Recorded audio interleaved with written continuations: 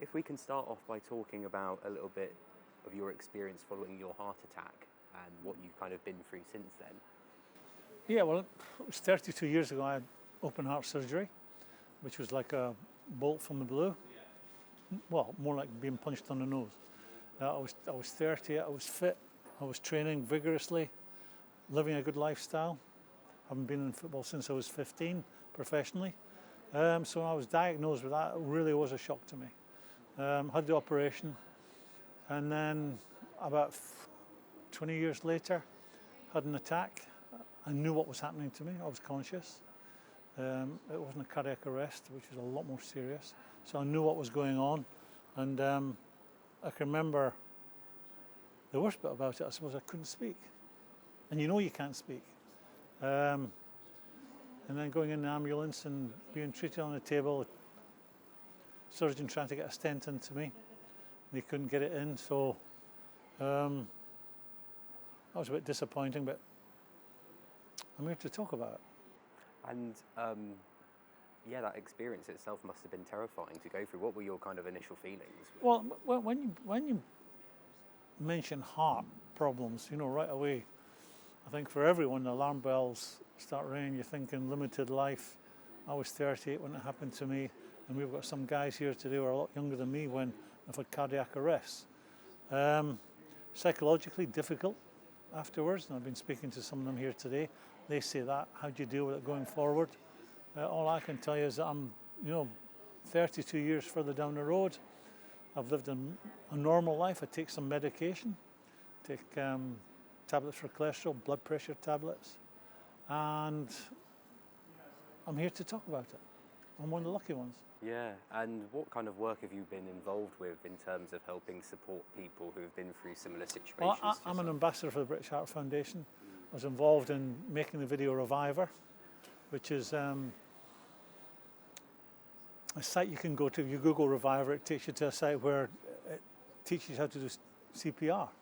And we're here today to promote Sky Bet's collaboration with the British Heart Foundation. Hopefully, over the next year, 270,000 people will learn how to do CPR. It's so important because, I know how to do it, but I never want to have to use it. I don't want to be in that situation where someone drops off in front of me and I've got to do it. But if it happens, I'm prepared for it. Yeah. For Sky Bet, they are making an incredible combination because they're going to put £3 million into the cause. They're going to pay £10,000 for every goal scored in the playoffs this year. So they're making a hell of a contribution, and hopefully, the likes of me, Glenn Hoddle, and other ex-players that are here today who have suffered heart issues, people will sit up and take notice. It's 15 minutes out of your life to learn CPR. Go to Reviver, Google it, 15 minutes of your time out of your life, and that'll be with you for the rest of your life, where, God forbid, you're in the situation, but you can actually treat someone if they fall over. I guess, what would your advice be to someone who has just been through a cardiac arrest and they kind of feel like there's no way forward? What would you say to those? Well, I didn't have a cardiac arrest. I had a heart attack. The cardiac arrest is more serious. And again, for me, having had the operation, you end up with a big scar down the middle of your chest with open your sternum. Psychologically, I would say it took me a year. So I imagine it must be the same for the guys, if not longer, who've had a cardiac arrest. The first thing you say, why me? I'm young, I'm fit, I've done nothing wrong. Professional footballer from the age of 15, living a life which involved eating the right foods most of the time, not a great deal of alcohol, training every day. So if it can happen to us guys, it can happen to anyone.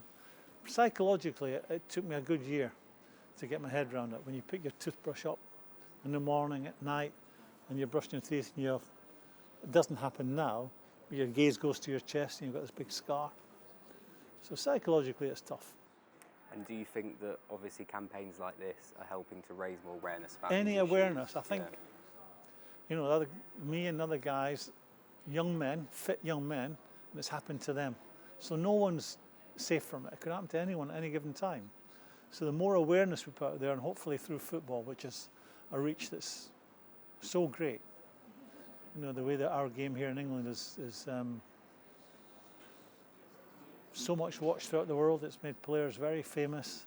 So we've got some ex-players here who a lot of people know, not just in Europe but beyond. And if we can spread the word, the more the better. And on the topic of football, what are your kind of views on Liverpool's potential new manager, would you say? Well, I've been there as a manager. It's a very difficult job. If you had asked me this 6 weeks ago, I would say it's a great job for someone who's walking into a club that doesn't need much tinkering with in terms of buying new players and changing their way of playing because they were on fire. But they've dropped off a cliff in the last month or so. Performances and results. And the fact that they did it for so long would suggest that it's in them.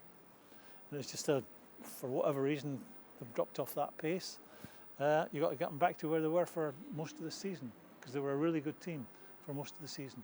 But listen, being manager of a big football club today is super difficult. It was difficult when I did it, but it's become a lot more difficult, given what we've talked about, the interest that's in football today, especially the big guys.